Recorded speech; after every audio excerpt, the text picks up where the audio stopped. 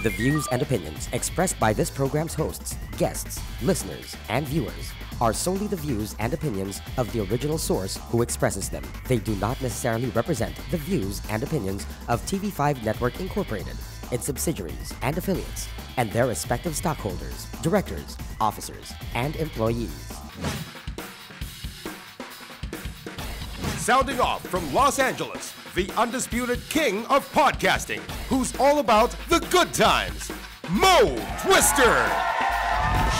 Representing New York City, a social media monster and co-creator of the Not Bill Walton Twitter feed, Chris Savage.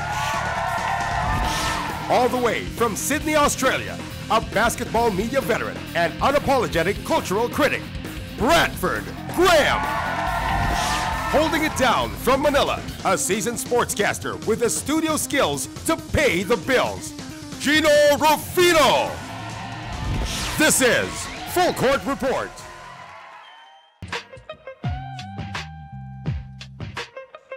All right, welcome to the Full Court Report. We are four guys in four different cities all around this massive world, but we make it smaller because we come together talking about NBA hoops. Hi, my name is Mo. I am in Los Angeles. We have Chris Savage over there in New York City, Bradford Graham in Sydney, Australia, and in studio in Metro Manila is Gino Rufino. Fellas, let's kick off another episode. I think we're going to have a lot of fun in this one. And Chris, I believe you're up first. First quarter, 12 minutes. It's all yours. What do you got? I am up first. All right, let's talk about it. Get right to it. The big news today, the king is being overthrown. And it's not by Steph Curry's greatness. It's by public perception about being a coach killer. So LeBron is going to have to fight that off. The media addressed it with him today. Of course, after the fallout of David Blatt's firing, they wanted to know a little bit about how he feels about being labeled a coach killer. So I'll go right to the quote that he had. LeBron said, "I think it does suck that people want to throw my name in dirt. It sucks, but what can I do about it? I've never, in my time since I picked up a basketball, ever undermined a coach, ever disrespected a coach." And then he went on to say, hey, you can ask my Little League coach, my AAU coach, my high school coach. Like, we're going to go out and ask all those people this. Do you provide any phone numbers, Chris? Yeah, I mean, seriously, give me some email addresses if we're going to do this. I mean, at this point, though, let me give you some stats. LeBron James has gone through in his 13-season career. This will be his seventh coach, or Tyronn Lue is his seventh coach. 8 if you count Mike Brown twice. So think about it. 9 years in Cleveland. 9 seasons in Cleveland, take Spoelstra away, which is the most stable one with 4 seasons. We're talking about 6 coaches with 7 tenures in just his 9 years of Cleveland. He's making Dwight Howard look like a model citizen. So I'll throw it out to you guys right to the point, guys. Is LeBron a coach killer, or is he just a victim of unfortunate circumstances? I think he's a coach killer, and I think that's cool. I don't have a problem with that at all. The thing is that, we have had lots of experience with NBA players and they're sort of butting heads with their coaches over the years. LeBron just has the ability to take down his coaches through sheer character, through, sheer force of will and erode them over time. But that's all because we come back to a point that we talk about often on this show, and that's the player matters more because they are the product. I mean, they're what people pay to see. Nobody pays to see Mike Brown or David Blatt or whoever it is stand on the sideline and scribble diagrams onto a clipboard. They pay to see LeBron do things. So is he a coach killer? I'd say yes, but I don't think it's a problem. I think we just need to be more honest about the role a lot of these coaches play in the NBA, and I don't think their role is as significant as sometimes their salaries might indicate. And plus the fact that LeBron really hasn't had a coach to the level of a Greg Popovich or a Phil Jackson or any of those upper echelon type coaches. I mean, his coaches, the most successful coach he's had is Eric Spoelstra.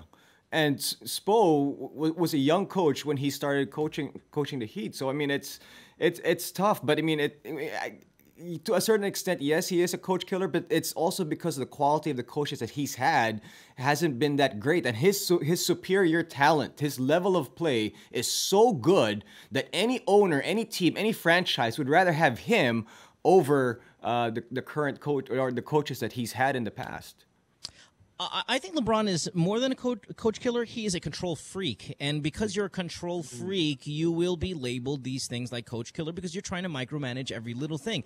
And I'm going to disagree with you, Brad. I usually like a lot of your opinions, but I'm going to say hell no on this one. I don't like it. I don't, in fact, I just got to say something here. I don't like how we keep saying it's a superstar league. Yes, it might be the reality. League. Right, okay, yeah, well, listen, but I don't like it. And you know why? Because I am here about the team first. When I grow up in a city or if I choose a team that I'm going to run with, it goes for generations. It goes for decades. It goes when there's a superstar there and when there's not a superstar there. And if I'm going to have a superstar on a team in a city that I grew up in which taxpayer dollars sometimes fund these arenas, and where I'm actually a part of this entire franchise, when I have a guy who's just kind of going out there and firing people and hiring people and having people traded, it rubs me the wrong way. I'm not okay with it. I don't like when LeBron is doing it. And, in fact, if he wants to micromanage, at least man up about it. I mean, to say, I had nothing to do with this coach firing is ludicrous, man. You absolutely had something to do with it.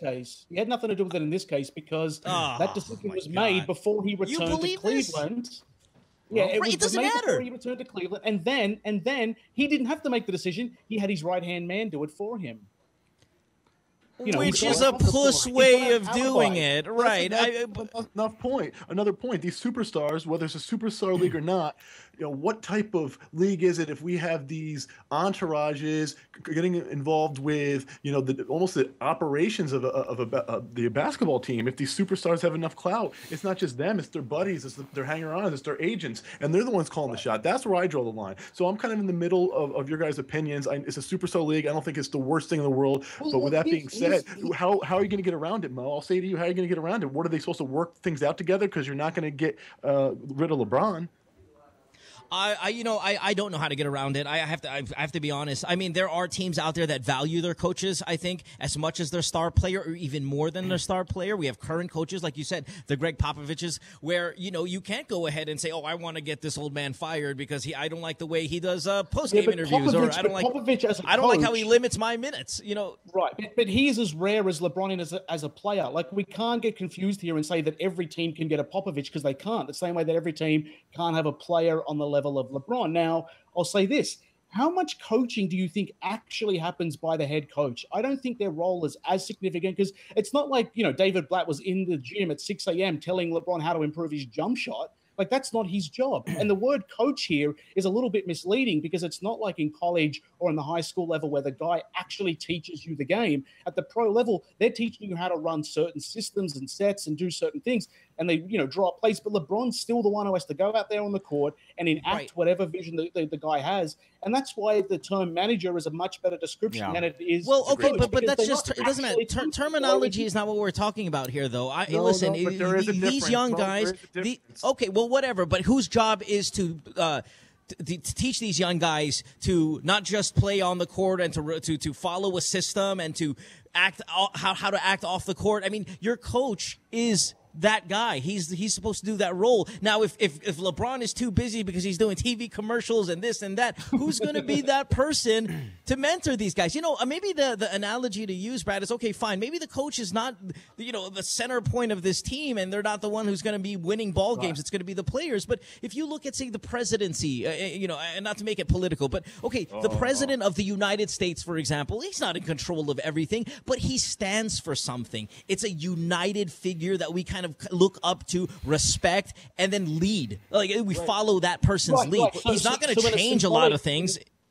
In a symbolic sense, I get where you're coming from, but what I'm saying to you is that if you've got a player and a beloved guy and someone who's like LeBron and who wants to have control over the system, I think there are certain situations where you have to concede that control and say, you know what, we've tried it without LeBron, it doesn't work. So now that we've got him back, we have to sort of bend the rules and let him have a little bit more control. Yeah. Otherwise, we might lose him again. And for the value of this team, the plays that they're running, play here, I think it's fine. You look at concede the plays that they're running, or concede how the team is run day to day, how they're managed from their practices to how they need leadership ability. So everything you're saying to LeBron, or you're saying just the systems that they're running? What should be conceded? I'm saying that in this instance, in the same way that I'd be willing to concede to a number of key figures around the NBA, LeBron wanting to get rid of Blatt because he didn't like the way he was doing things, the way he was operating, given that he'd come from a winning organization in Miami. He might have came into the Cleveland situation. He might have found that things weren't running to his liking. And therefore, over time, he went ahead and made a series of moves to get that guy out because it was never a marriage he had agreed to. It was one of these arranged marriages, and he wanted a divorce, and he got one. Now, what's interesting is that we've seen the exact opposite happen in other teams in other cities where players love their coach and they're canned. But then we've seen other guys throw their coaches out after a few games. And look, the fact that this breakup was so public plays into this, and the fact that LeBron's name's attached to what plays into this. But as far as LeBron's concerned, he's got this super high basketball IQ. Blatt was getting in the way of that. So one of them had to go. And it was definitely never going to be LeBron. Yeah. There's certain players out there, like Magic Johnson had a problem with Westhead. Michael Jordan, even to a certain extent, with Doug Collins. I mean, these guys, when you are a transcendent player like these guys, you're always going to be picked first before the coach. I mean, it's just the way it is. Sure. But you know what? Some of your teammates might have a problem with it. If you're going to go ahead and say, I'm the best player on the planet, I'm the best player on this team, I have more say than you guys, I have more influence. You know what? There are other guys on that team that are going to be like, screw you, man. You are our peer. Like, yeah, okay, you're the best at putting this ball in the basket, but hey, look at Kevin Love's quote from the other week. We all got to look at ourselves in our mirror, but it's got to start with our leader over there. I mean, there's animosity already. There's, hey, I can't have a hoverboard now because the best player on the team says I can't drive around this. Oh, but it's legal and everyone else can have one. Hey, listen, you're just like one of us. Just because you're better at the game doesn't make you like the decision maker of everything that goes on here in this clubhouse. You're not paying my salary, LeBron. You're not. So stop acting like it. So let me get into that a little bit. Let's shift over a little bit. So I understand that LeBron is big on his image now too, especially with the fallout from the decision, and he's really built his image back up. Culminating with in a loss. Sometimes people get behind someone who lost in the NBA Finals last year, the way he played, but his image has really recovered. How will this affect him with all this backlash? Trivially, it'll be minor. It's obviously he's gone into PR damage control, hence why he made such a long and extensive statement towards the idea that the consensus now is that he is a coach killer. I think part of the problem here isn't necessarily that they got rid of Blatt. It's that they replaced Blatt with Tyronn Lue and that LeBron's fingerprints are all over it. I mean, if they had brought in Jeff Van Gundy, or if they had a replacement that superseded Blatt in terms of, the NBA's inner circle and respectability on a coaching level, that's fine. I think where it hurts the Cavs is Blatt's ability, or whatever he was doing behind closed doors in terms of working with J.R. Smith and Shumpert and being the traditional classical version of a coach. But LeBron doesn't need that. And as we've talked about before, he is the general manager. And so what happens is he's now also a PR agency for himself in the Cavs. And so we're seeing him micromanage yet another facet of his image. And that's, to me, what makes this all so interesting, is that every time he takes on a new responsibility, it means more work for him and more tiresome. And, we'll just see if it ends up hurting his product on the floor, his performances, and what happens there. If we're talking about fan base, though, I think he loses a bunch of fans who are kind of lukewarm about him because of something like this. I mean, he's got to win. If they don't win the championship right now, he's going to get a lot of more fingers pointed at him. Yeah. And listen, this kind of demolition job that they're doing against David Blatt by calling him, he wasn't even able to write up a play when they needed to. I mean, he's not an idiot. He's not a buffoon. He might not be Popovich, but he's still a decorated coach. And this kind of demolition job that they're doing against him has LeBron's PR team written all over it. It makes me respect him less. It makes me want him to lose more. So we talk about the control, being stern with his team, the whole hoverboard crap, and then these statements and getting right to the point to kind of defend himself. Does LeBron even care about what people think at this point of his career? Is that a factor of it? Like, he just doesn't care?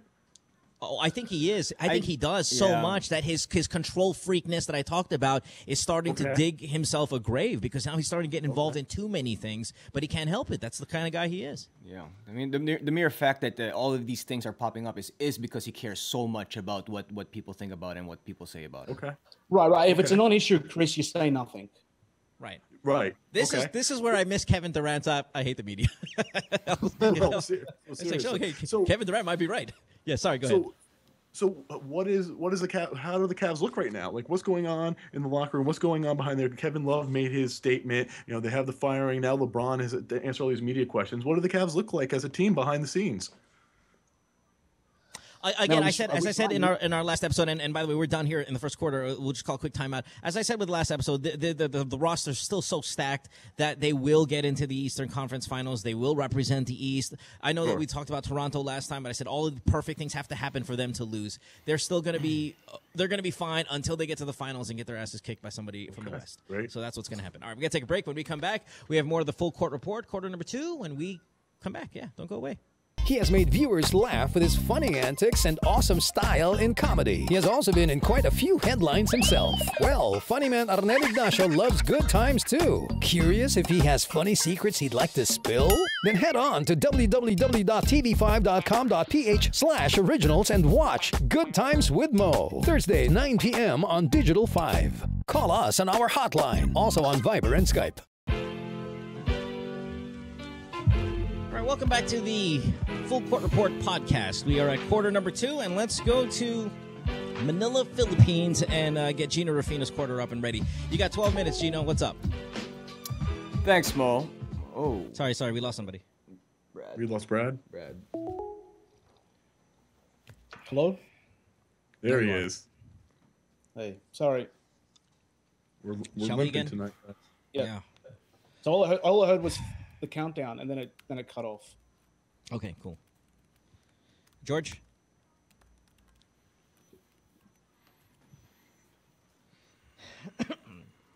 George, how about when the quarter's going on, can you vibrate me what our speeds are? Or we can't because never mind. Yeah, it'll drop. Never mind.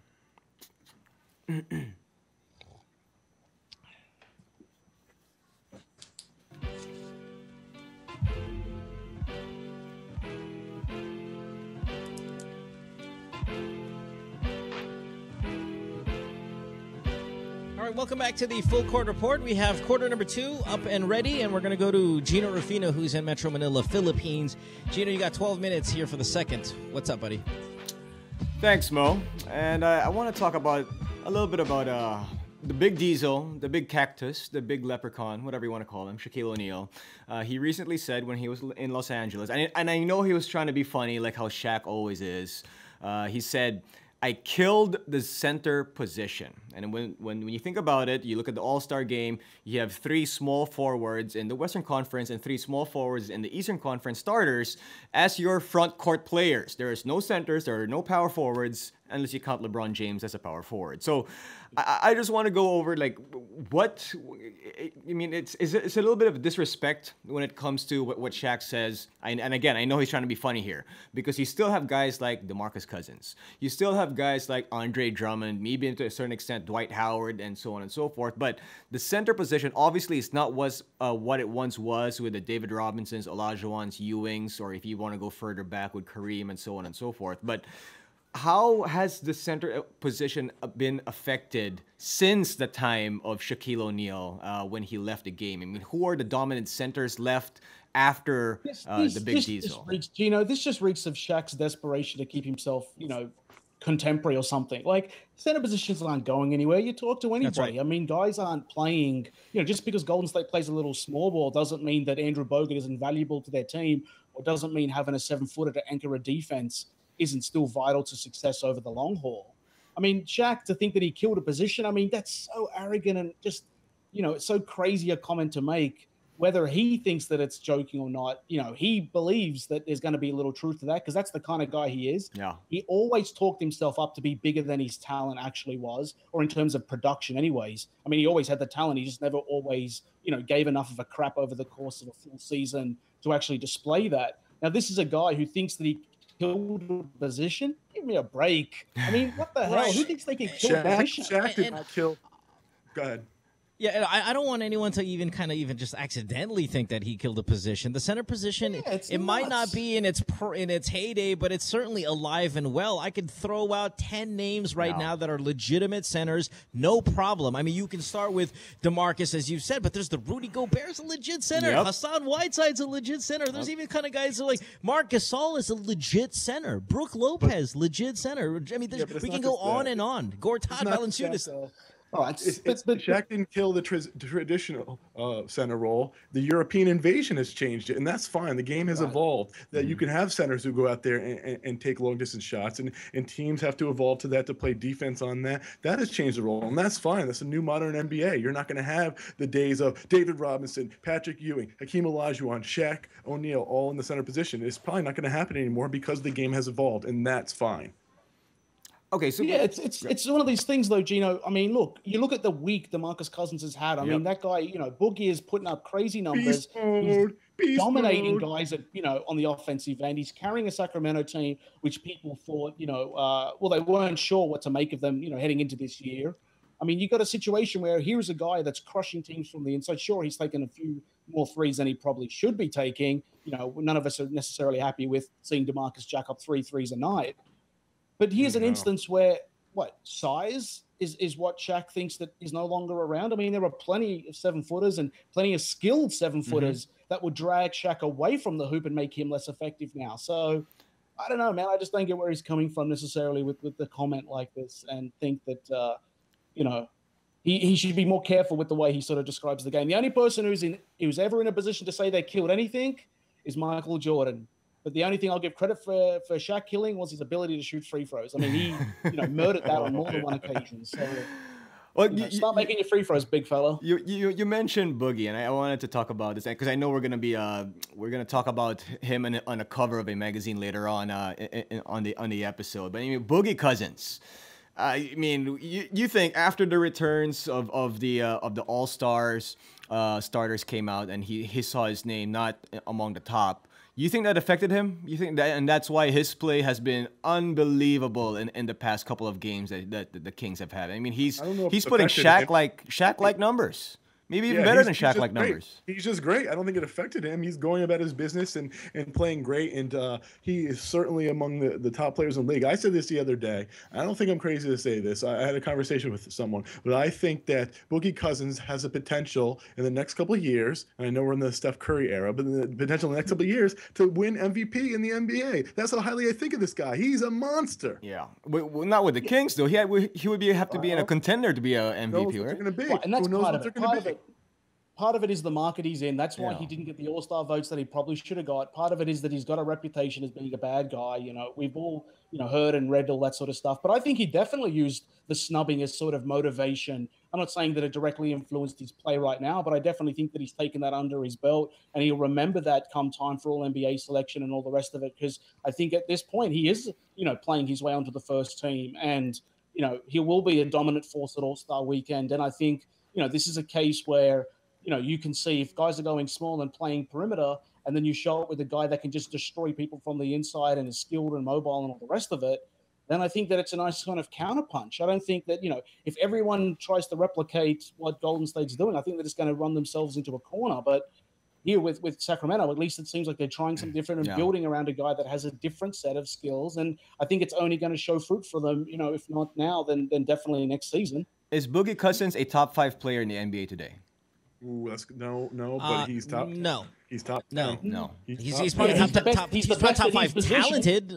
Top 5 talented players. Maybe it's possible. Shaq didn't kill, but top 5 talent. It's just hard to declare him a top 5 talent right now. I think at this point, DeMarcus is taking every little thing and using it as an inspiration, whether it be the snub at the All-Stars. I know he made a comment about it the other day, saying he doesn't like how the voting process works. But I think what's really fueling disrespectful even. Right. I think what's fueling DeMarcus more than anything is that the Sacramento Kings are right there in the playoff hunt. They were the 8th seed yesterday. They could easily be the 8th seed tomorrow, right? And I think this is something, he's tasting success in the NBA that he never has. And that is really the driving force. If you sit down and you talk to DeMarcus, I have on many occasions. And, my first questions when I ask him usually are about his attitude. And you can tell he doesn't like talking about it as much anymore. He says, listen, I'm a nasty dude, but I want to win. I want to win as much as anybody else out there. I get a lot of I get a lot of flack for being a head case and stuff. But if you understand what's inside, the desire to win, that's what fuels everything. I want to be successful, and I want to be on a successful team. Now, what I think DeMarcus needs to do is really just mature. We talked about DeMarcus and about a month ago when he got knocked out of that Golden State game because of his attitude. That's the part that's just missing from him becoming a budding superstar to really upper echelon, top 5, top 7 player in the NBA. It's harnessing that energy and make sure he's not doing anything stupid. It's okay to be a prickly jerk like Jordan or Kobe, but when you become a hothead, that's where you cross the line, and he needs to harness it. He can't jump that line, and he has the unbelievable upside to get there. So you think though George Karl and DeMarcus and Boogie have kind of I guess squashed everything, and they've kind of gone on this nice path, and especially talk to me in 2 weeks. Yeah, let's Gino, let's see what happens on Valentine's Day if they can spend the night together and reconnect and have a little romantic evening, and we'll come back come the trade deadline. But I think what's interesting here is that Cousins' explosion has happened in tandem with Mo's All-Star selection, Rajon Rondo improving his play, which the Kings overall seem to be on the up, and I think Rudy Gay, who's copped a lot of flack, is really contributing, and I'm not saying that they're going to necessarily take down the Warriors if they do get that 8 seed, but I definitely like the trending that they're on right now, and think that there's real promise now in Sacramento, which there actually wasn't maybe even 2 months ago. Yeah, okay. And Rudy Gay has stopped chucking up shots all over the place like an idiot. He's actually taking a little bit of a smarter shot, so that is a good little third option there. Okay, I want to move on to my second topic for the show, and it's going to be a little bit about the social media and the NBA. After a devastating loss, well, this was supposed to be the best regular season game ever in the history of the NBA. Record-wise. And then all of a sudden, the Dubs drub the Spurs, and I can feel Mo smiling all the way from Los Angeles. As I should. And in this particular game, no Tim Duncan, so everybody thought, okay, LaMarcus Aldridge should be able to go to town, and he should show the world that he is worth every single penny, and he made the right move to go to the San Antonio Spurs. What did he do? He finished with 5 points and 3 rebounds in 25 minutes. Do you know why? You sound like you're taking All NBA first team Draymond Green. That's why he ended up with those numbers. Okay. That's why. All right. Beasted. But because of this, his Twitter account was just going retarded. I mean, everybody was bashing him. He was feeling all the flack from it. And it got so bad that either him or his people, somebody in LMA's camp, decided to shut it down. It was that bad on his social media account. And then before we discuss that, I also want to point out that Byron Scott, the head coach of the Los Angeles Lakers, challenged somebody on his Instagram account to a fight. He had a video of him boxing in the gym, and then of course he was getting bashed by his coaching of the Lakers, and then he answered back saying that bring it, let's come to the next game and let's go at it. And then he comes back and says that wasn't me, my account was hacked, and he deletes the messages that was posted as him. Whether it was him or not, we probably will never really know. So I just want to pick your guys' minds a little bit about how I guess the players, the coaches, the NBA reacts to certain things in social media, the hatred, some of the positive feedback. Mo, you specifically, and of course Chris with the Not Bill Walton account, have a lot to do with stuff like this. So I want to pick your brains about how exactly you believe this affects, I guess, players play, and it affects the NBA in general. If you're going to make millions of dollars to be in a public profile type of job, you just have to take it. That's the way it is. You have to have thick skin because that comes with the job. So if some idiot behind some stupid parody account takes shots at you, you just got to suck it up and deal with it. So millions of dollars, you choose this life. You got to deal with it. That's just the way it is. And you're compensated. Look, here's the other thing. Look, Paul LaMarcus, you know what? It's not that hard. You know what you do? You don't check your Twitter. I'm sorry. Seriously. It's really not that hard. Have some discipline, have some self-control. Go out and spend your millions of dollars with some girls at a penthouse apartment and get over your loss. I mean, the thing about it is also, we talk about it because as fans, we find this stuff interesting. But for him, all he needs to do is go and talk to Pop or go talk to Tim Duncan. I mean, these guys that don't necessarily let this stuff get under their skin and bother them, you know, whether or not this sort of says something about who LaMarcus is as a sensitive soul, I don't necessarily know. I think it's sort of too soon to make that call. Maybe it was just, you know, he's people, as you said, he's camp wanting to just sort of quiet the noise. But it's a Twitter feed. Like, I don't think it's going to affect the Spurs' chances of winning the title. Or I don't think, you know, Pop called a team meeting the next day and said, guys, we've got to address what's going on here with LaMarcus's account because this is unfair. Would be hilarious.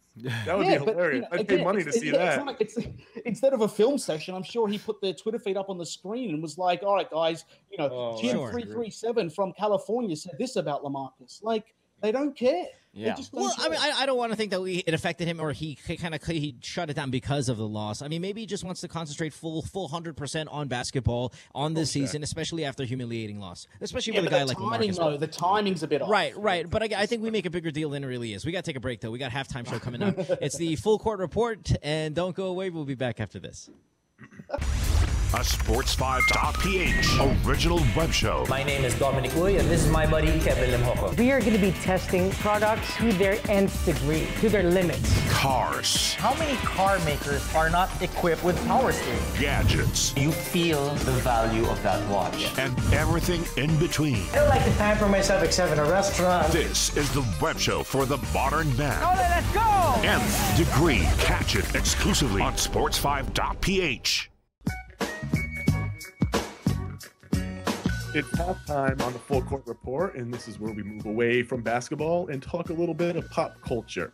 Now, today's topic is celebrity feuds, and the reason why we're speaking about this today is, if you've noticed on social media, little beef between Kanye West and Wiz Khalifa and Amber Rose, who was the baby mama of Wiz Khalifa and the girlfriend to Kanye West. Kanye and Wiz went back and forth about, I guess, album names, which is silly. Kanye brought Amber Rose's name into it, and Amber ended the beef with a big zinger. I am not going to read the tweet out. You can go online and see it for yourself, but Amber intimated that Kanye loves a little bit of action in the bedroom that has to do with a little backdoor entry, if you get my drift. And I'm not talking about any kind of basketball related moves. I'm talking about, well, you get the drift, backdoor entry. Yeah. That being said, I want to go around and ask the guys here what their favorite celebrity feuds are, whether it's on social media or in general. So, Mo Twister, I'll start with you. You know, I mean, I don't want to give the label celebrity to myself, but I enjoy the social media feuds. I mean, like, I try to get involved. I mean, again, I'm picking on celebrities or politicians in the Philippines, and many of you guys may not be able to relate, but I like the social media stuff because sometimes you got to, you know, with 140 characters on Twitter, you got to make it short, snappy, and crush, you know? I know that at the same time, being behind the keyboard, you're going to get a lot of criticism for talking smack and not being able to do it in person. But hey, social media is a dominant force in society, and if you're able to go out there and crush there, man, that's I enjoy it. It's fun for me. I wish I would be able to understand these diss tracks a little bit more. You know, I'm not into the hip hop as much as you guys are, but it seems like the diss tracks are a lot of fun if I just knew what the hell was going on, if I could decipher the lyrical stuff, and it seems like that would be fun too. Great. Brad Graham down in Sydney, Australia. What about you? Yeah, man. Look, as far as, I guess, beefs go between celebrities, I grew up in the thick of the East Coast, West Coast hip-hop wars. And so nice. Was, you know, it dominated my high school conversations. It was all about, you know, flavor and style, you know, how you dressed and talked and everything about it. And the fact that it got both of them essentially killed, I think basically speaks to the intensity and the level that it was not only a feud, it was a war between factions. And so that one always stands out to my mind. And I guess, you know, just growing up around hip hop culture, that one's always going to sort of spring to the minds. But there's been a lot of hip hop beef, speaking of Kanye, that I guess I could call upon. But, you know, maybe we'll save that for a future episode or something. Or we might save it for a couple minutes from now. But go ahead, Gino, what do you got? Well, I mean that really is the one that sticks out. The Death Row Bad Boy, and of course everything that Suge Knight had to do with his involvement in that whole in that whole thing in the late '90s. But you know, some of the I guess I don't know if you want to call it celebrities, but I guess it is kind of that here in the Philippines. And when it comes to the presidential candidates that are throwing dirt at each other, I quite enjoy that here. I mean, I know even if I name names. it's not gonna. A lot of the listeners and viewers won't really know who they are, especially if they're not from the Philippines. So I mean, it's. You know, I really hope that on their Instagram accounts they're literally throwing dirt at each other. I think that would make for fascinating politics. That would be great. But it's just fun listening to them go back and forth, especially on national TV and radio, and sometimes you see them when they're downstairs when they're doing it to each other. I mean, it's quite interesting. Great. Well, I'll go with a few of mine. I'll start with just the one on social media, and that I'm being a little impartial here, but definitely go with at not Bill Walton and Chris Brown is one of my favorite feuds on the Twitters. But no, stepping away in all seriousness. So Brad brought up. It's funny that we're talking about so much about hip hop. Brad brought up Biggie and Tupac. For me, just because it was two rappers on the top of their game and the way they went at it. It was Nas and Jay-Z. Nas came out. Jay-Z came at Nas with the Takeover, and Nas had one of the greatest responses in hip-hop history by dropping Ether. And despite Jay-Z's fame and wealth and all that, the pure hip-hop talent of Nas just put him away. That even Jay-Z's response made Jay-Z's own mother told him to apologize because he was just thoroughly beaten. So that is definitely among my top celebrity feuds. And really quickly, the guy I got emotional about, David Letterman, in the past episode, Letterman versus Leno. Definitely took it to another level too. Hey, that lasted decades, man. Yeah, and then Conan versus Leno was thrown into it too, and Letterman and Jimmy Kimmel got their digs in. So that was actually a fascinating type of feud. They even made a TV movie about it. There's books written about it. It's very, very interesting feud. So as a late night comedy fan, I enjoyed that one too. So those are my picks, and great halftime, guys. Let's wrap that up. That's right. When we come back, we have our second half. You're listening to the Full Court Report. Don't go away. See you guys in a bit. He has made viewers laugh with his funny antics and awesome style in comedy. He has also been in quite a few headlines himself. Well, funny man Arnel Ignacio loves good times too. Curious if he has funny secrets he'd like to spill? Then head on to www.tv5.com.ph/originals and watch Good Times with Mo. Thursday, 9 p.m. on Digital 5. Call us on our hotline, also on Viber and Skype. Welcome back to the Full Court Report. It's our second half. I am taking third quarter duties for a change. It's kind of nice. We got 12 minutes on the clock. And let me talk about the biggest story in sports, really, these past few days, and that's Blake Griffin breaking his hand after punching one of the Clipper personnel people. Now, we all know that Blake on the court, he has this little bit of reputation for being soft. If you push him, he's not going to push back. If he's starting a flagrant foul recently, I guess maybe as some kind of payment, but he's kind of gotten this reputation as someone being soft. But off the court, he's anything but that. I mean, this is a second already incident with some kind of assault or physical violence, and this one cost them big because he was already gone with an injury for, it's been a couple of weeks, and he was about a game or two away from coming back to the Clippers and in a great time of the year to do so. But now he could be out for what could be about 2 months if you ask me. So talk about letting your team down, especially with a team that's...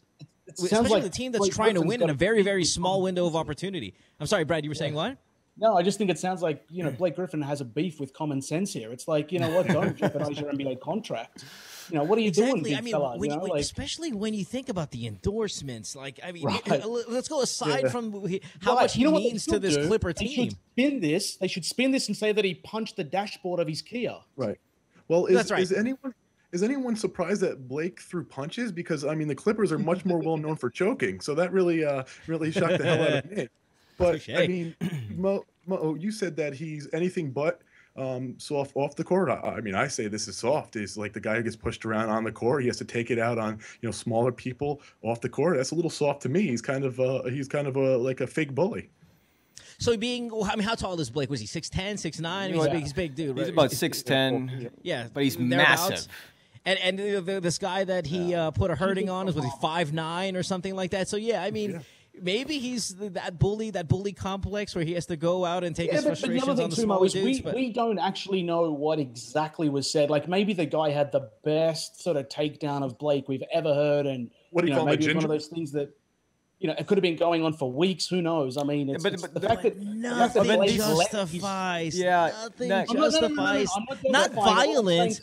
But aside, the behavior should have been controlled. Blake should know better. But the fact that he didn't man, I would love to have been there to heard what tipped them off. Imagine how bad it was. They fought inside the restaurant, and then you'd think it would have stopped there. And then they fought outside the restaurant again. I mean, it's not like it wasn't controlled. No. They didn't fight. Blake went after him outside of the restaurant. Completely different inside and outside. So, I mean, he had a window of maybe a couple minutes before, and he still couldn't get himself cooled down. I mean, it must have been really bad, whatever he said. Hey, no, maybe it wasn't. Maybe Blake just has a problem. And, man, listen, you have to think better than this. We were just talking about DeMarcus. I feel like DeMarcus is amateur hour now compared to what Blake Griffin just did. I mean, come on, listen. You have a very small window of opportunity for your team to win. It's tiny this season with all the great, the stacked West. But, man, you have to not be able to do something like this. Do we get to see this at some point? I mean, if he's gone from the restaurant to the street and if this thing's escalated the way Gino was describing, somebody's got to have a cell phone footage of this. Oh, well, we're going to wait for some TMZ. I'm sure they're going to be all over this. But, hey, listen, in America, and I'm in America now, and I've lived here a couple of years. You do something like this in the workplace, you're going to get fired. I don't know what it's like in Australia. I don't know what it's like in the Philippines, but at least I know in my short time here in the U.S., you do something like this in the office, and your ass is out of there. What do we expect the Clippers to do here in terms with Blake Griffin? Is this something that did he punch his ticket out of town, as we were saying off air? Is he going to get a little slap on the hand because he's superstar? Like, what do we expect what do we expect the Clippers going to do here? I mean, Doc Rivers tends to be a player's kind of coach, a little relaxed. He allows his guys to go out and party when they're on the road. He has no problem with the precedent's been set. When Matt Barnes punched Derek Fisher and they got into an altercation, what was he suspended? 2 games for something that happened away from the team? I think the precedent's set now. Blake Griffin gets 2 games. I don't think you can really do more than that, especially if they've patched things up and Blake Griffin's apologized and he gets counseling and all that sort of stuff. I think 2 games is all you can sit him. I think anything more, and it becomes this dangerous sort of snowball effect with the next fight gets double and then it just keeps building and building and building. Okay, so that's NBA. That's the official NBA punishment. What about if you were his teammate? Well, that's my prediction. Yeah. And I'm with you. I'm with you there. But what if your teammates? What if you're like, dude, we're number 4 seed. What are you doing? Now we don't have you for 2 months. That's where the real damage is. Right. This calls for one of those famous Clipper slumber parties where they all have to get together, get the pajamas on, and talk it out, hug it out. The better question is, like you said, Mo, what are the Clippers going to do internally? So I'm sure there's going to be a big discussion on how they're going to handle like a suspension or a fine between the coach and the GM. Are going to probably sit down and talk about it. The coach is going to want him to stay on the court and play, while the GM is going to want to fine him. Weirdly, they're the same person, so that's going to be a really strange conversation. Him talking to himself and Doc Rivers. He's going to be really bipolar in that meeting.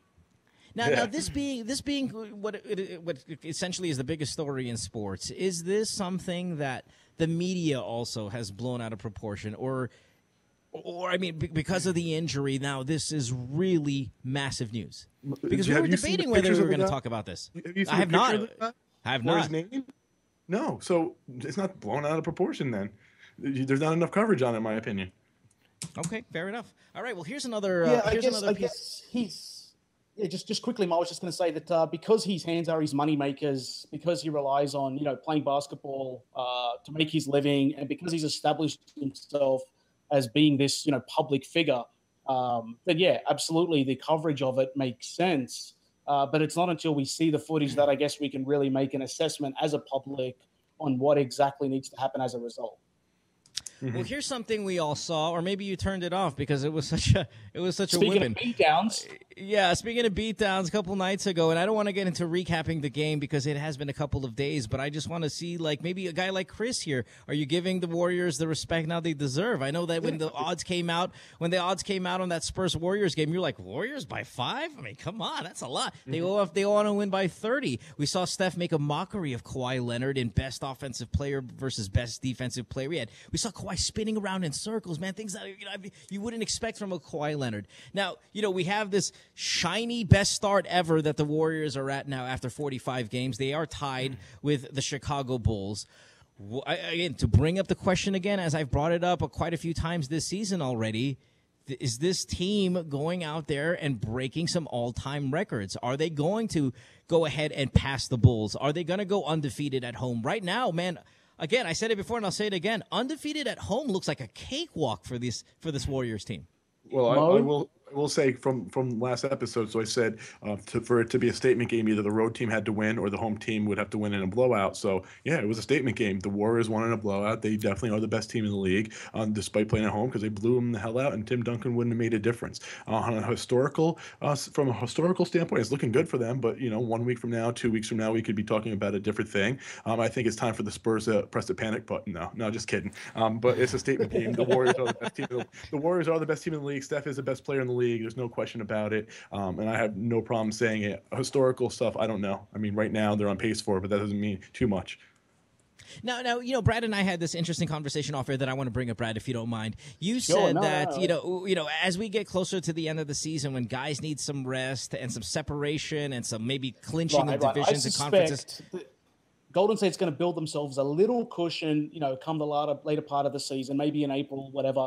And I think if they're at 66, 67, even 68 wins, and there's a week or two to go or a few games up their sleeve ahead of, San Antonio, I think Kerr's going to start resting guys. And I think that's when you'll see them lose a couple at home, because they genuinely don't care what the record is. They want their guys fresh and ready for the playoffs. Now, where I think it gets super interesting is that I think they're deliberately not going to get the 72 wins out of respect for the Bulls. I think they're going to get to 70. That is madness. Wow. You think so? I think they're going to respect the history of the game, and I think that they don't need to. They know they don't need to. I think they're going to go for 70, and then they're going to call it a day.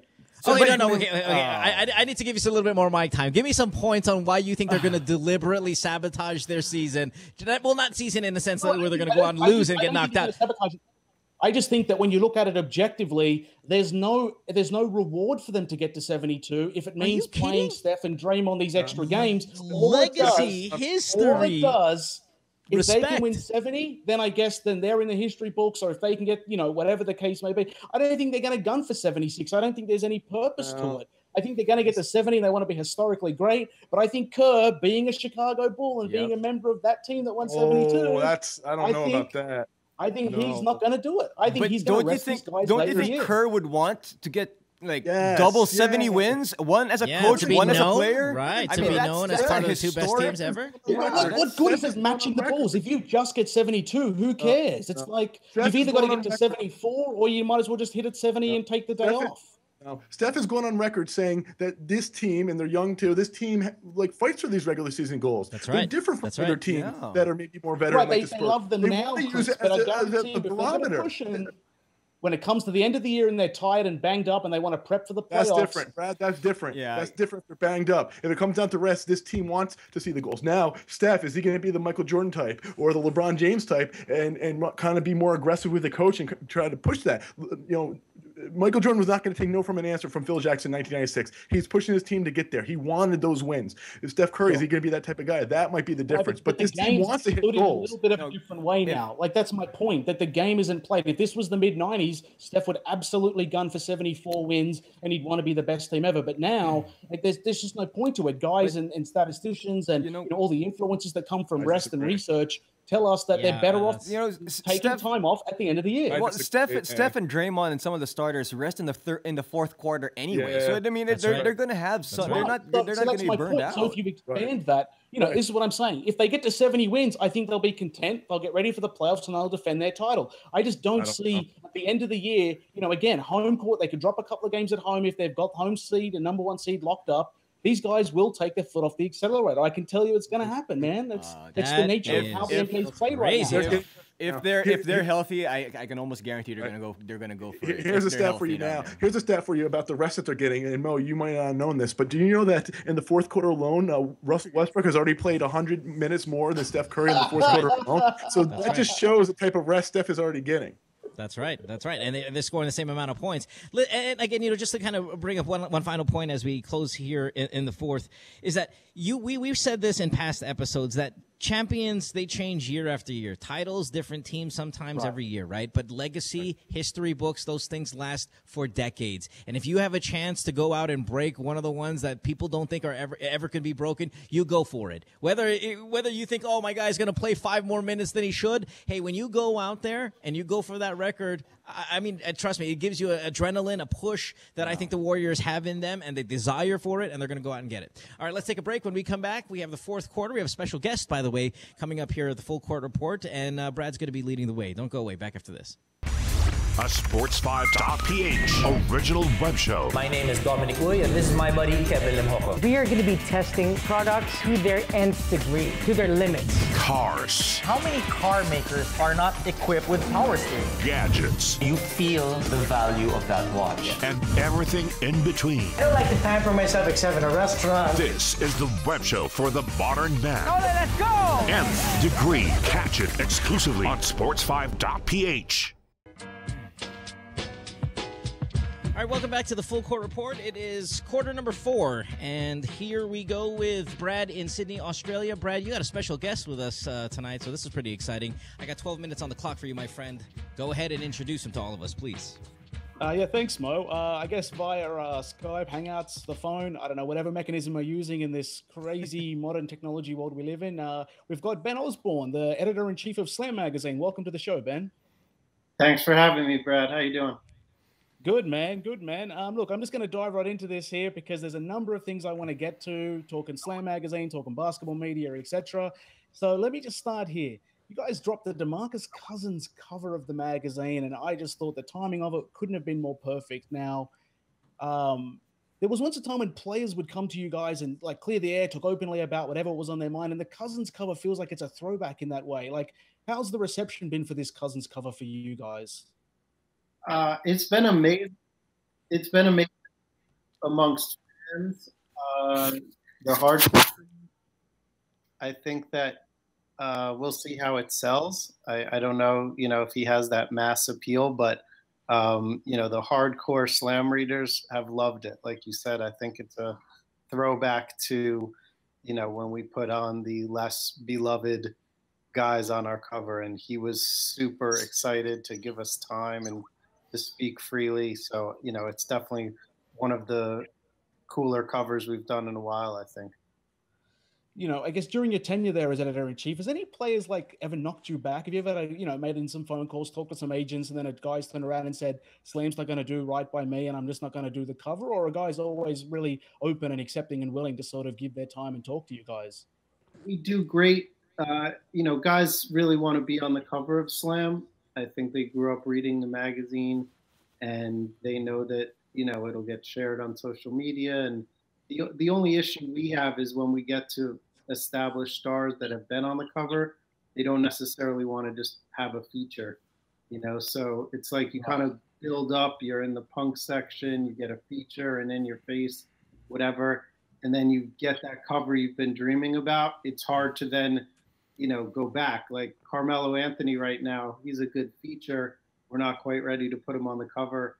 He's not going to really give us a lot of time. Dwayne Wade, like those type of guys, once they've gotten a couple covers, they kind of only want to talk to us if there's a cover, but there's bigger problems. But if we want a cover, we're pretty confident we're going to get time with pretty much anyone in the NBA, which is good. I mean, the cover is the most important thing, and we're honored that still means something for them.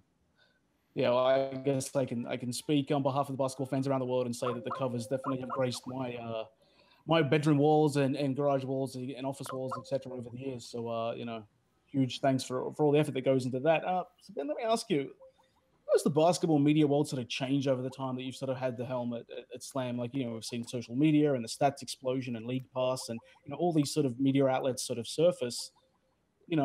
How has the consumption changed the way we sort of talk about it? I mean, especially if you're as the editor at Slam, I guess what sort of bothers you most, or what do you worry about the most when it comes to the way the game's being covered and the way that you guys do it to the way some other people might do it that you might not feel is in the best interests of basketball?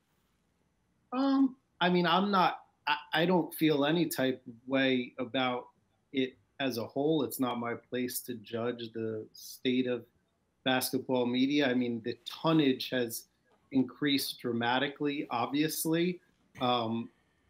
That seems tiresome, as a consumer, right. But the positive is that there's something for everyone. If you want rumors, there's places for rumors. You want stats, there's places for stats. You want it fun. I think we still do that. The downside for Slam is it's just harder to stand out. Obviously, we're competing with a lot more voices. Whereas we used to be one of the few places dedicated to, pre-internet or early internet, there wasn't 80 different basketball sites. So we're competing with people.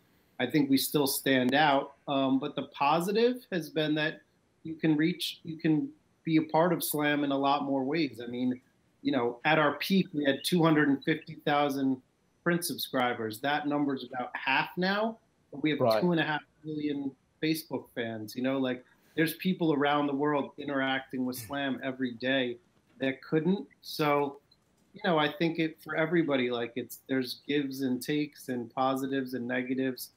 So we're not as unique. We're not the only game in town, but more people can see us. And I think same with the fan, you know, there's no one place maybe that gives you everything anymore, but whatever your flavor is in basketball, whatever your interest is, you can find a writer or a site or a magazine that covers that. So, you know, I think that's fine. And I don't have to like what everyone does.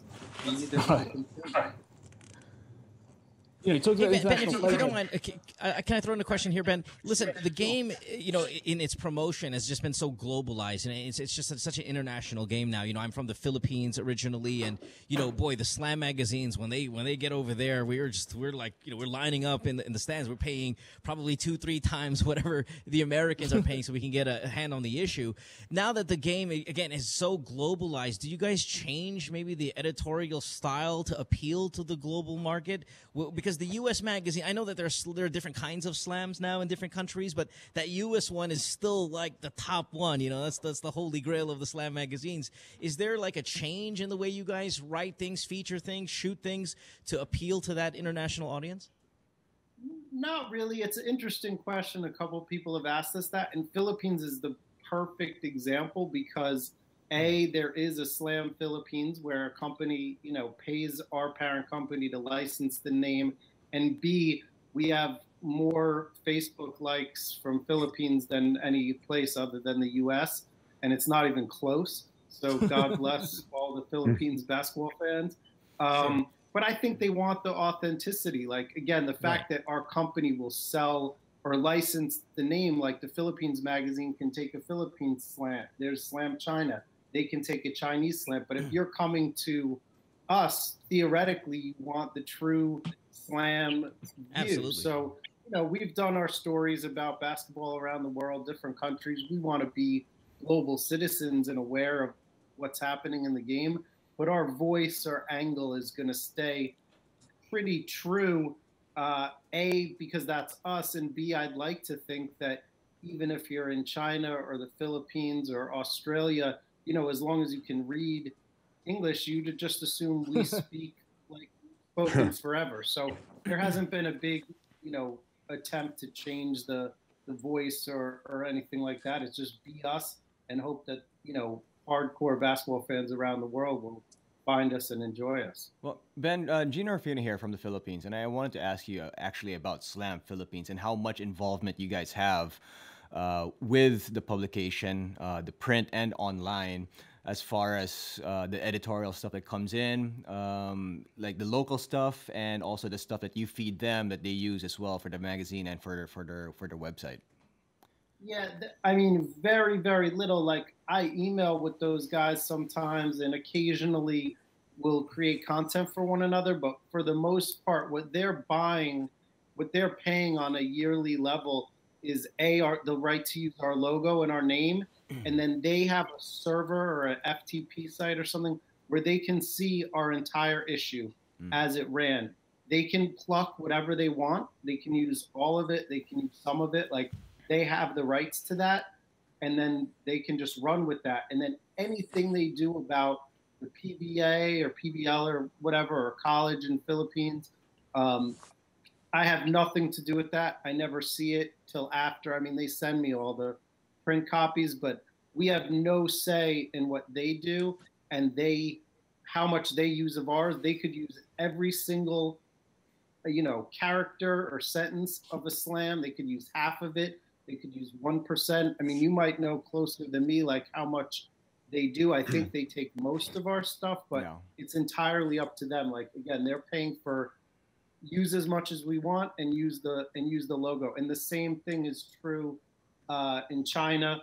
And, you know, in the past, there was a Taiwanese edition. There was a Turkish edition. Like, that's really how it works. Like, you pay for the logo, and then as much content as you want, and we have no say in what they do. I mean, they do some, to the best of my knowledge, they do some really cool stuff with like events, and they're really Slam Philippines, I think, is relatively like almost a bigger deal than we are in the States as far as their kind of impact on the entire basketball community and hosting NBA players and stuff like that. All right, cool. Thank you. Hey, Ben, this is Chris Savage over in New York.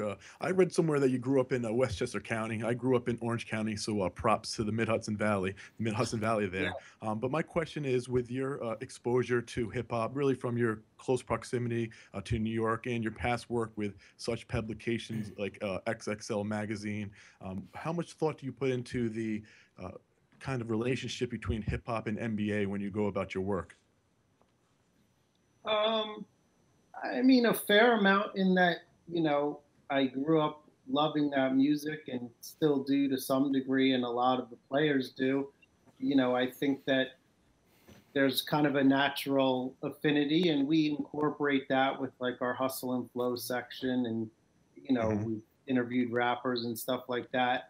As far as headlines and stuff, I mean, that tends to be just what we listen to. I mean, if you go back and Slam lore, editors like Tony Gervino and Russ Bengtson were just pop culture / music geniuses, and they listened to a lot of metal, a lot of rock, a lot of hip hop, a lot of hardcore, and that just kind of inspired their headlines and some of the phrases that we used. And I think we sort of inherited it from them. And the guys of today, the Adam Figmans or Abe Schwadrons, are not really into heavy metal, I would say. So it's swung more to hip hop, but it's basically like we just try to make a lot of the bold stuff you see in the magazine is going to be very catchy and tied to current albums and poppy stuff. And these days that's very hip hop. So, it's like some of it is, I guess, by design, and then some of it is just like, let this stuff reflect what you like, and that's what comes out. Great. Cool. Ben, let me get you out of here. Time's almost up, so I'm going to do a quick Slam pop quiz with you and see how well you know your own magazine. So I'm going to roll out 5 quick questions, and I want to see if you can get the answers. So first of all, let me ask you, how many combined... This is terrifying. What's that, sorry? Terrifying. What if I get them wrong? Good. I'm glad. So how many covers has Jordan... We'll edit it. How many covers has Jordan, Kobe, and LeBron had combined? Oh. We just counted, I think if you talk regular slams, I think it's like 20, 20, and 12. I'm going to say 52, but there's different ways you can count it. So Sure. Yeah, you're pretty close. It turns out that 1 in every 4 mag has had at least one of those 3 dudes on the cover, which makes a lot of sense. So let me roll you to the next question. Since 2003, who has had more solo covers, D-Wade or Melo? Melo. No, D-Wade by a narrow margin of 6-5. Wow. Damn it. So who is the worst player to ever grace the cover? Who's the worst player to ever grace the cover of Slam? Be careful. Todd McCullough? That's incorrect. The answer is Austin Rivers, issue 194, July 2011. Man. And the reason I mentioned this is because we have a running gag about Austin on the show. Ooh, 149, Brad. You should have been up on that. Yeah. So look, Ben, I don't know if you know this, but my guess is that Doc must have been the contributing editor of that issue, because I don't know how else Austin makes the cover otherwise. So yeah, here we go. Final question. I know I said 5, but I'm going to end it at 4. True or false? Although the magazine's based in New York City, the Lakers have had more covers than any other franchise. True. Yes. And do you know who the second leading number of teams to grace the cover is? The Bulls? Yes. Very good. Oh, there you go. Nice. I would have said the Milwaukee Bucks. That's right. I can excel. Here's an interesting stat for you, Ben, that you can take to your next board meeting. It would take exactly 7,854 Slam magazines to cover an NBA court. And how many articles has Brad Graham written for Slam? Oh, that's a good one. Yeah, I don't know. I'm not here to toot my own horn. But look, Ben, huge thanks for joining us today and playing a little guest grill at the end here. Look, there are no prizes because appearing on this podcast is a trophy unto itself.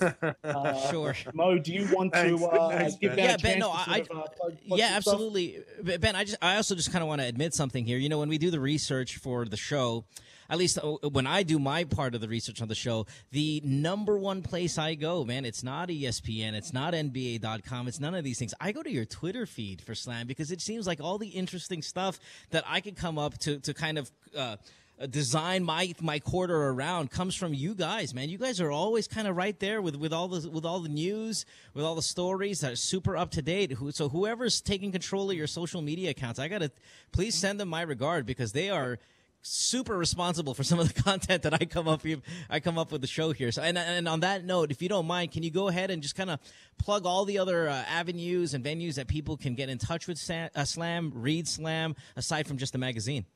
Yeah, Mo, you just really made my week or my month. That was very, very kind. We worked very hard at it. I mean, yes, look, you know, if you're old school, hopefully you still get the magazine. I think it's a fun thing to subscribe to, particularly if you're young and you still decorate your walls. You can sign up to subscribe at slamonline.com, which is where we post videos, news, stories every single day. At Slam Online on Twitter. I agree. I'd like to think we have the best feed in basketball. At Slam Online on Instagram for amazing photos. And then on Facebook, we're Slam Magazine and Snapchat Slam Magazine. There's good stuff happening on all those places every day. It's not corporate. There's, 5 of us doing everything. We love the game. We love the culture, and we just try to bring it, all the time, 24/7. So, and he's being modest. I just started following at bosborne17, and that's Osborne with the E on Twitter, and I already like it, man. So don't be modest. Plug your personal feed, man. Nice job, man. I'm already loving it. Thank you. I really appreciate the support, guys, and good luck with the podcast. And just remember, you can't put a blog on your wall. Buy the magazine, get the Slam ups, put them on your door, let the world know what you love. Right. Brad, Brad is one of the biggest print proponents in the entire world. I've blessed him for that. We do know that. Yeah, no, I mean, it's not even just like you said, old school, but you can't get your phone autographed, man. You want to get these magazines out there. You go see your players at practice, at the games, or wherever you want to. You got to get a Slam magazine autograph. There's just really nothing like it. Again, Ben, we got to thank you a million times over for being here on the show. We'd love to have you again. Maybe sometime in the future. In the meantime, keep firing it out. Again, I should give you some of my salary here on the podcast because without you guys, I can't come up with the material that we talk about here. So again, send my best to the team and to everybody there in Slam. I met you guys, went to the office, all gentlemen, all really nice, humble people for such a massive franchise that Slam is. You guys are just really, really kind and cool and no big heads. I just loved hanging out there when I went there to visit you guys. Thank you, man. We were happy to have you, and definitely come see us again. Cool, will do. All right, there you go. Ben Osborne from Slam Magazine. We're going to take a break. When we come back, we have our overtime segment here. It's the Full Court Report. Back after this. Don't go away. He has made viewers laugh with his funny antics and awesome style in comedy. He has also been in quite a few headlines himself. Well, funny man Arnel Ignacio loves good times too. Curious if he has funny secrets he'd like to spill? Then head on to www.tv5.com.ph/originals and watch Good Times with Mo. Thursday, 9 p.m. on Digital 5. Call us on our hotline, also on Viber and Skype. It's overtime on the Full Court Report, and this is where we talk about maybe the lighter side of sports, or in this case, the stupider side of sports. And in the third quarter, we spoke about Blake Griffin and his stupid self-inflicted injury by punching the equipment manager not once but twice. Nice job, Blake. So I want to just go around and find out what we remember as some of the more memorable, in any sport we'll open it up to, more memorable stupid injuries that might have been self-inflicted, or maybe someone did something that they couldn't control, but it sounded stupid, like sneeze and injure themselves, which has happened in sports. So I'll start. For me, out of New York, it was very big, especially I'm a New York Giants fan in football, American football, and the Giants had won the Super Bowl the year before, and they were on their way to do it again, and their star wide receiver, Plaxico Burress, went to a nightclub, and in New York, you can't even have a gun no matter what. He goes in the nightclub with a gun in his pants, like not even in a holster, but he got caught regardless, a legal gun anyway, and he shot himself in the thigh. spoiled the no New York safety Giants. switch. What was that?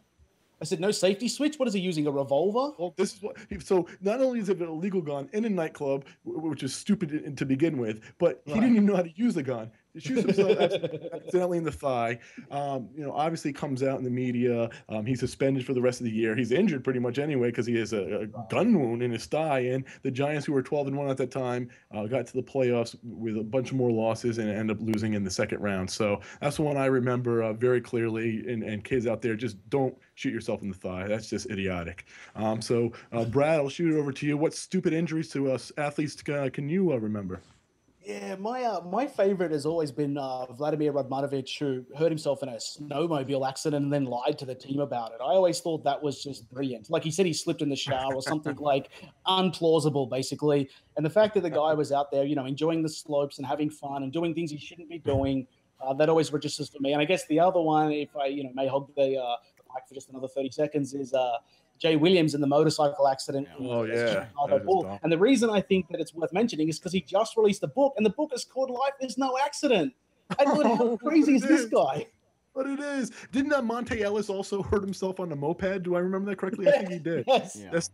That's just ridiculous. Well, Gino, what about you? Well, mine is if you remember the player Lionel Simmons. Sorry, Lionel Simmons. Oh, I know where this is going. Yes, I do. Yes, I do. In the 90s, for those young ones listening, Lionel Simmons, he was a very good player in college, not so good in the NBA, but he missed, I don't know if it's 2 games or 1 game because he got tendonitis.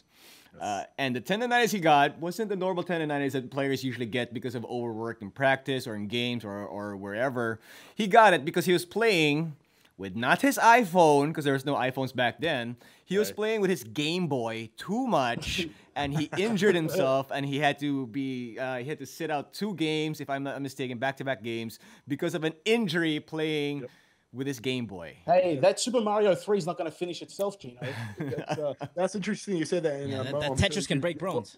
Well aware of Joel Zamaimo that he actually injured his arm, the pitcher for the Tigers, by playing Guitar Hero. So that was another funny one out there. Right. And I'll go to the same sport, because to me the funniest sports injuries are the ones that when they get injured for celebrating whatever they just did. That's always hilarious to me. So in 2011, Anaheim Angel Kendrys Morales in the 10th inning, there was a bases loaded 10th inning, game on the line. He hits a grand slam to win the game against the Mariners. He was thrilled about the entire thing while running around the bases. By the time he got to home plate, you know what they do in baseball when you hit a walk-off home run? You run and then you jump, right? And everybody just jumps on top of you. So he jumps on home plate. Of course, destroys his knee, tears everything there, gone for more than a year, never comes back the same, by the way, though he just did have a pretty good, recent postseason. But, I mean, he was injured for over a year just because he was celebrating a home run. Right, which then, of course, changed the whole celebration process after they saw that happen. People now just wait until you calmly step on it, and then they kind of congratulate. Well, he's a big load, too, Morales. But just as we finish up here, a quick one. I alluded to it before. Sammy Sosa, the Cubs slugger, sneezed so violently he had back spasms. And another one, the pitcher for the Braves years ago, Hall of Famer John Smoltz, tried to iron his shirt with the shirt still on him. Who does that? Oh my God! Hall of Famer. That guy, awesome overtime. That was it bring me back to memory lane with some of those idiotic moves. Lovely. All right, let's get out of here, guys. Thanks for another great episode of the Full Court Report. Let's go around the room real quick and go ahead and plug our social media accounts. Let's start with Gino in Manila. What's up? It's at Gino Rufino, JINNORUFINO on Twitter and on Instagram. How about you, Brad? You can catch me on Twitter at @BackpackBaller. And thanks again to Ben for joining us tonight. And make sure you check out the DeMarcus Cousins interview in the latest edition of Slam. Well worth a read. Lots of cursing. Sounds good. Chris in New York. At Not Bill Walton, as always. And I just want to give props to our listeners from all over the world. We're ranked number 15 most listened to sports podcast in Qatar, in Bahrain, top 25, and United Arab Emirates, top 50. Still in the top 100 here and there in Singapore, like 91 last time I checked, and still, of course, top 5 or 10 in the Philippines. Guys, keep on listening. We really, really, really do appreciate it. Yeah, it is a nice surprise to see us doing so well in the Middle East, whether it be, again, in Bahrain and Qatar and Dubai and all those places. We got to thank you guys. Nice shout out to all the people over there who follow basketball and this podcast in the Middle East. In the meantime, you can follow me on Twitter and Instagram at DJ Mo Twister. We'll see you again for our next episode. And as we get closer to the All-Star Weekend, I know most of you guys are going to hopefully meet up and maybe knock out a few episodes over there in Toronto as we get closer to that. We'll update you on that. All right? In the meantime, have a good night, everybody. Thanks for listening, and we'll see you next time. Bye.